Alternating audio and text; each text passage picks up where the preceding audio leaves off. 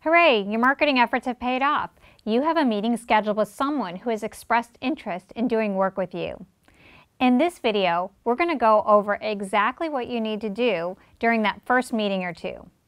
Before we get started, let's do a quick review on what you want to achieve as a result of this first partnership setup conversation. You want to walk away with shared agreement between you and your client on 4 things. 1. The business performance gaps. 2. The projected return on investment for bridging those gaps. 3. The value or outcome to be gained by virtue of working with you. And 4. The projected return on investment for doing the work with you versus doing the work on their own. And again, the primary skills that you're going to be drawing on during this phase of partnership setup is questioning, listening, and framing. So now we have the end in mind. Let's review step by step on how to get there. Step 1. Make personal contact. The partnership setup process both starts and ends with your ability to establish trust. It's the currency that buys your ability to have an independent point of view and eventually raise difficult issues. At the end of the day, the main thing that you sell to your client is not your methodologies or even your expertise. It's yourself, as you are the primary instrument of change. There are several things that you can do to establish rapport, trust, and credibility.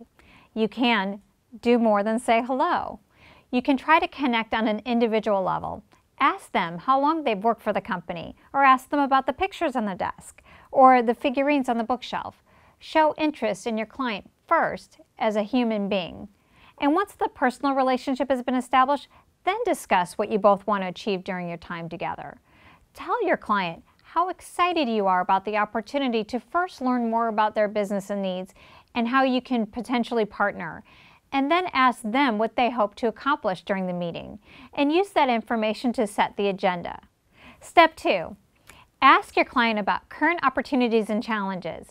You do need to understand the issues and challenges that are creating enough discomfort in your client to motivate them to reach out for help. This is their felt need. So to accomplish this step, directly invite your client to express their views of the challenges that they're facing. Open-ended questions are usually enough. Say things such as, I understand there's some challenges in your area. Tell me more about it. Or what's working or what's not. This is all that's really needed to get the conversation going. Your goal here is just to get enough information to be able to explain the situation at hand from your client's point of view. At this stage, there's no judgment, there's no side-taking, there's no assessment or solution. Your job is to merely to be able to describe what is bothering your client from their point of view. Which brings me to step 3.